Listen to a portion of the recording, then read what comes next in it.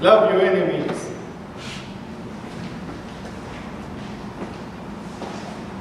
As we all know, this is a complex, quite a complex command, right? Even if it's a lofty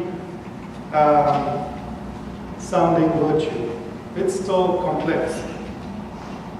Leaders through the ages have tried to embody that, loving your enemies, throughout the history of the world.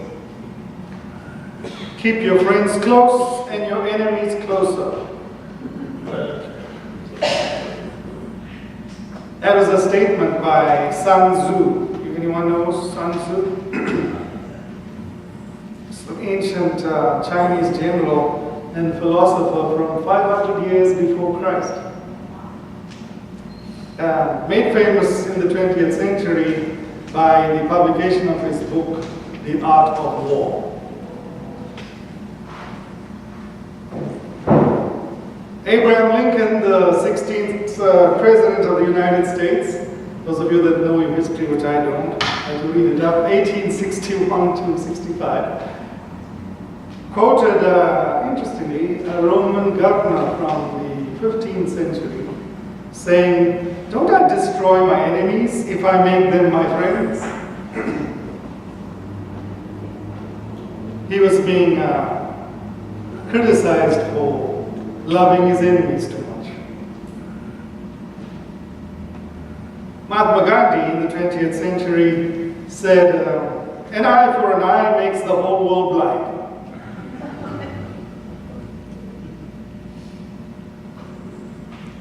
That statement typifies Gandhi's philosophy of satyagraha, which we know as passive resistance. It sounds like an oxymoron, passive resistance. It was a non-violent action, non-violent resistance. His philosophy influenced the Reverend Dr. Martin Luther King Jr. and also President Nelson Mandela in the early days. Even Mr. Mandela was known to be someone who loved his enemies. I think one of the things about his life that became famous around the world that he befriended his jailer. Remember that? He invited his former jailer to what would be South Africa's White House after he became president. He said, Mr. Mandela, if you want to make peace with your enemy, you have to work with your enemy. Then he or she becomes your partner for peace. So leaders have tried all over the world to embody loving your enemies. Now let's turn to the source of our source, Scripture. The reading for today is Luke chapter 6, verse 27 to 36. Jesus commands us, towards the end of that reading, love your enemies. He goes deeper, in fact, earlier, when he says, what good is it if you love those who love you? What good is it if we do good to those who do us good? But I'm asking you to go deeper and love your enemies.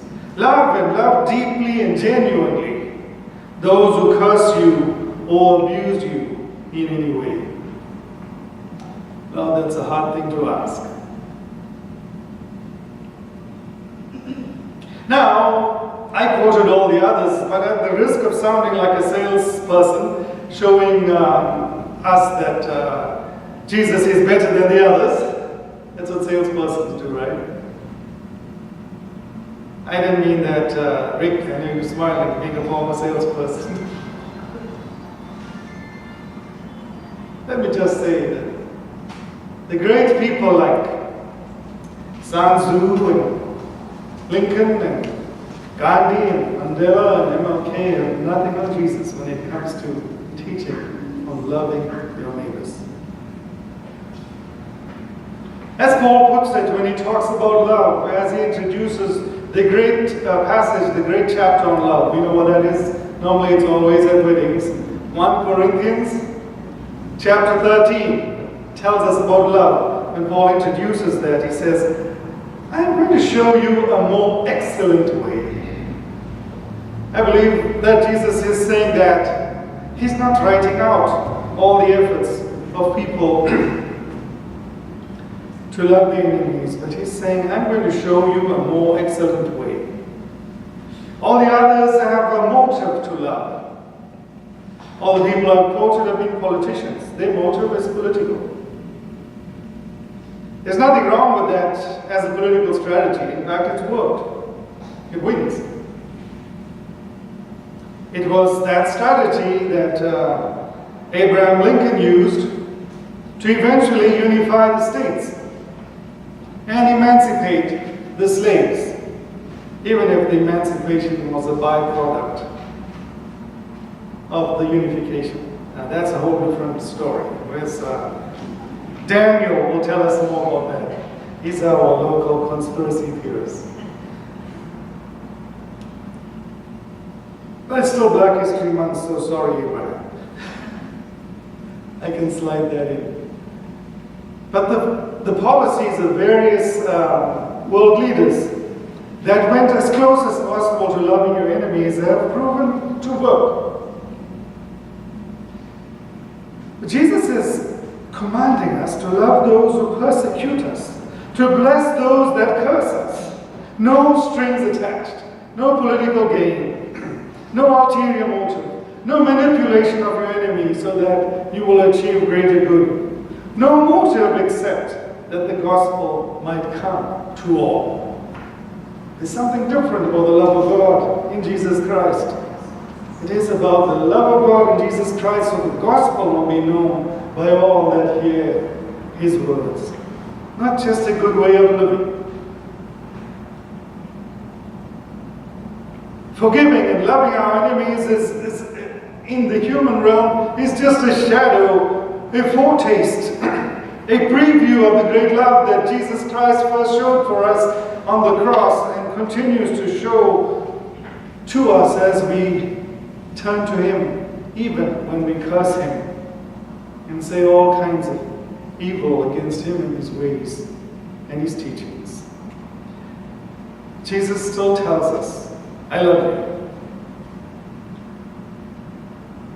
We know that on the cross as he hung, and they did all kinds of things to him. They persecuted him. They were ready to kill him. As he hung on the cross, what did he say? Father, forgive them, for they know not what they do. He continues to forgive our sin. The forgiveness I have, the fearful honor of declaring to you and to me when we do the rite of confession and forgiveness when we gather at church, is something that enacts this forgiveness of God to all of us who through the week might dishonor him in some way. This love that transcends human understanding continues, and he tells us, I want you to love that way. Not just those that love you, but those that do you know. It's a love that keeps on loving. Loving your neighbor is active and it's continuous. It's not something I did 10 years ago. It's continuous. We expect you to continually love our neighbors, even if they do us wrong. So love your enemies is also continuous. I can quote one time in my life where I forgave my enemies, and I'm proud of it, but Scripture is saying, don't bask in the glories of yesteryear. It's about today. It's about every day, loving our enemies. But it's not easy. Trust me, it isn't easy. When someone does us wrong, it's not easy to forgive, right? Are you all saints here? Okay, all right. It's worse when a system does us wrong. It's hard to forgive. When a group does us wrong. God forbid when another church does us wrong. Or another religious group does us wrong. Jesus is calling us in all of that. As wrong as the acts might be, even if it brought down the two towers, love your enemies. It's hard. And it's going to get harder. Because we're living in a world that is showing up as the instruments of evil that we all have the potential to be. But the Lord is saying to us, in the context of all of this, love your enemies. Let's clarify, we're not being told accept injustice. So we're not being told turn a blind eye to evil in the world or wrongdoing. Let's not mix that up.